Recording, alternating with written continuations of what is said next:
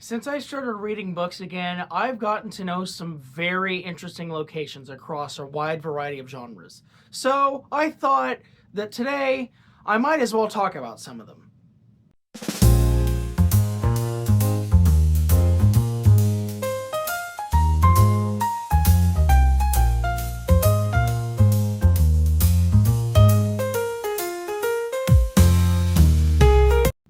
Welcome back to BG's Books. I'm Mr. BG, and today I want to talk about some book locations that I think are quite interesting. So, I've actually been wanting to talk about book locations for a little bit, but I didn't really know which ones I wanted to choose. But I finally have 10 that I want to talk about. And this won't be a rating in particular, like, I won't be ranking them by, like, from worst to best or best to worst or whatever. It's like, I don't want to do that. But instead, I specifically want to talk about 10 that I really like specifically, and these will cover a wide variety of genres. And then I have another idea for doing just Stephen King locations, of course, covering this side of my books. But yeah, so anyway, I just want to clarify that this is not a ranking. I just want to talk about 10 interesting book locations that I think are very cool. But anyway, now that we understand what we're doing here, without further ado, let's get right into the locations. And so the first location on this list is New York City from The Catcher in the Rye. So I guess The Catcher in the Rye is just one of many books that I could have chosen here for New York, because there's also like The Great Gatsby, which also has a very good New York. There are comic books, which of course are New York, and then a wide variety of other ones that are in New York. But I chose Catcher in the Rye specifically just because I just remember really liking the book Catcher in the Rye, and just New York just really felt alive to me. It's like there were nice people, there were some bad people, and then there were some people all around the moral spectrum. So basically, New York in the Catcher in the Rye just feels very alive to me.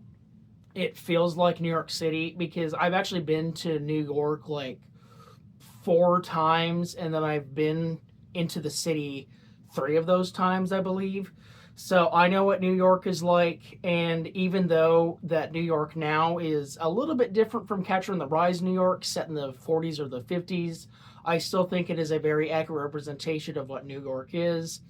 And so therefore, I think that Catcher in the Rye and its New York City setting are just really interesting. And so that is what is starting off our list. So the next location I've chosen is the island from Lord of the Flies.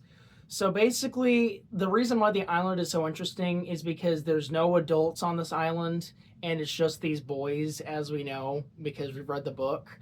And then whatever the boys decide to do on the island is whatever they choose to do, because there's no adults, there's no authority figures, there's no one to like act as a moral compass. So basically, this island represents both order and chaos. It represents Ralph's very idealistic order of things and keeping the peace, while in the meantime some other areas of the island represent Jack's savagery and hatred and anger and all that. So I really love how the island evolves over the story. It's like it is just an island, but because the entire book takes place on the island, so much stuff happens, and it is just forever changing the lives of those boys, at least the ones that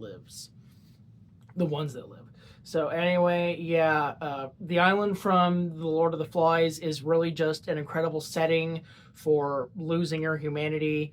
And I just love how it changes over the course of the story, from just a simple island to something that is very isolated, lonely, and even dangerous. But so Lord of the Flies with the island is the next location on our list. And the next location I've chosen is dystopian England from 1984. So the reason why dystopian England from 1984 is so interesting is because, like, it's just that. It's dystopian. There's no hope. There's no peace. There's just fighting and like famine and hunger and anguish and whatever there is. It's like it is not a peaceful place like what England should be in real life. And I'm pretty sure George Orwell had a feeling that England might go that way. But anyway, so yeah, what I love about this place is that it's just so devoid of hope and reconstruction and renewal and everything. But yet we still have some people who are fighting to keep it that way. So yeah, it may not be like the most happy setting on this list, but it certainly is a very important one that certainly fits its story's narrative.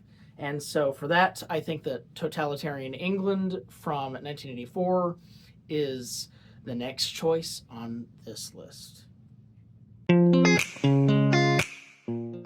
Okay, so the next location I have chosen, sticking with George Orwell, is the farm from Animal Farm.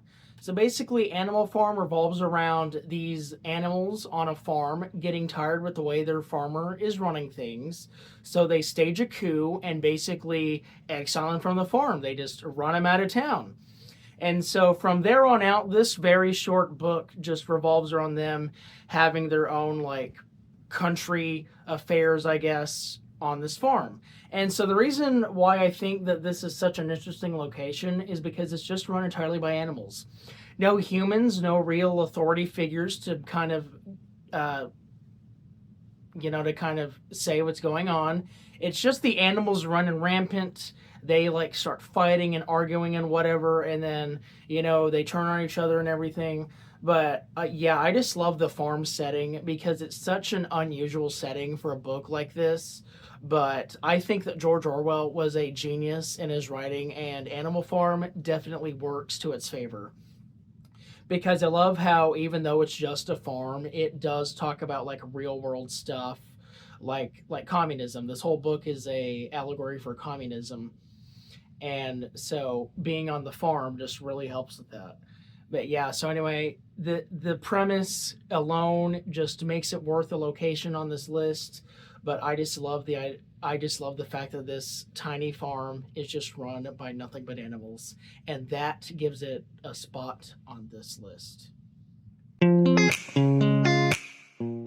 All right, so the next location I've chosen is the Pequod, or I guess the boat from Moby Dick.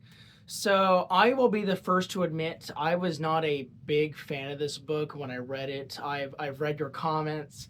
I've seen what you've had to say about that. I know that was very unpopular, but I do think that the ship, I think it's called the Pequod, is a very interesting location.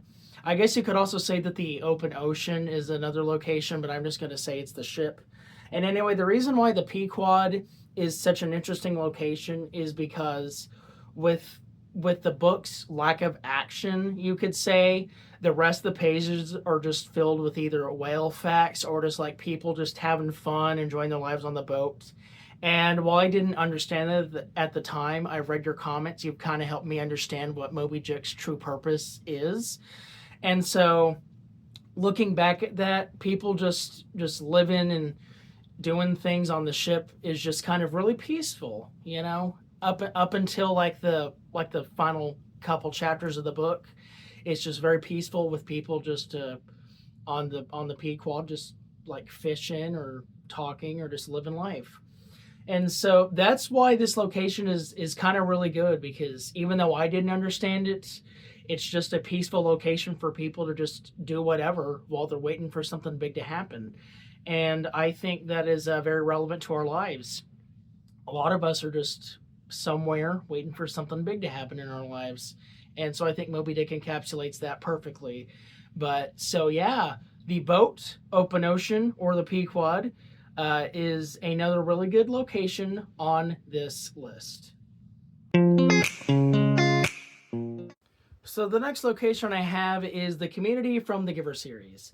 So the community isn't super involved in the Giver series. It's only showing up in the first one, which is the Giver, and the last one, which is called Sun.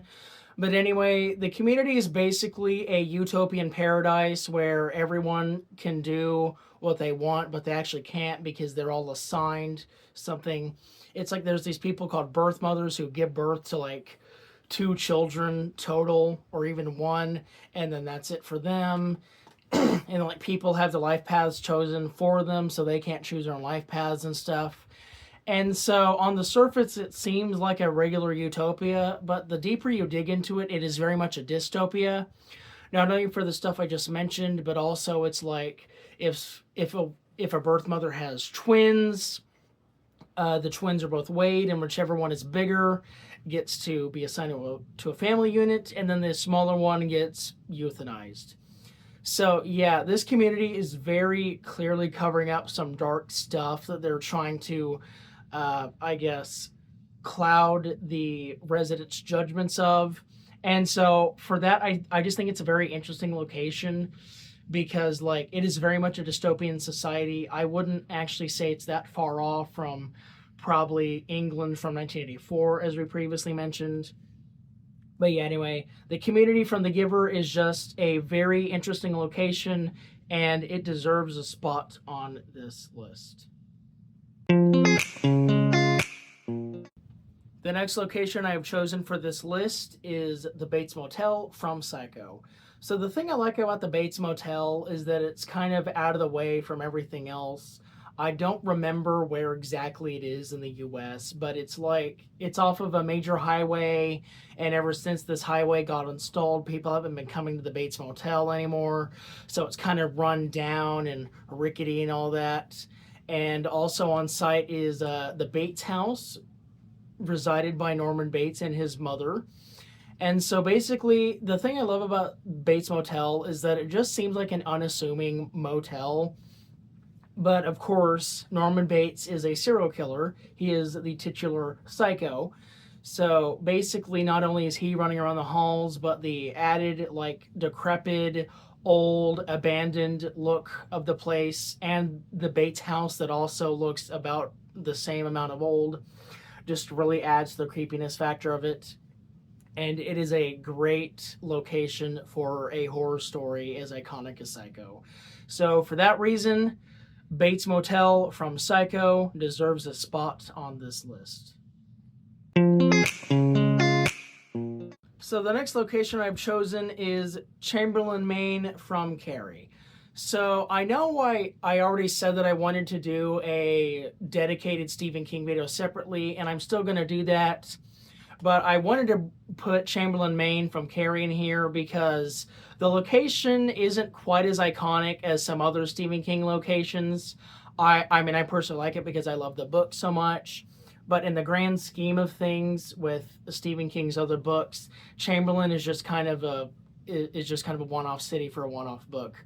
But anyway, the thing I love about Chamberlain is that Chamberlain is just a small Maine town, like a lot of Stephen King small towns. It is the home of Carrie White, who's like one of my favorite literary characters ever.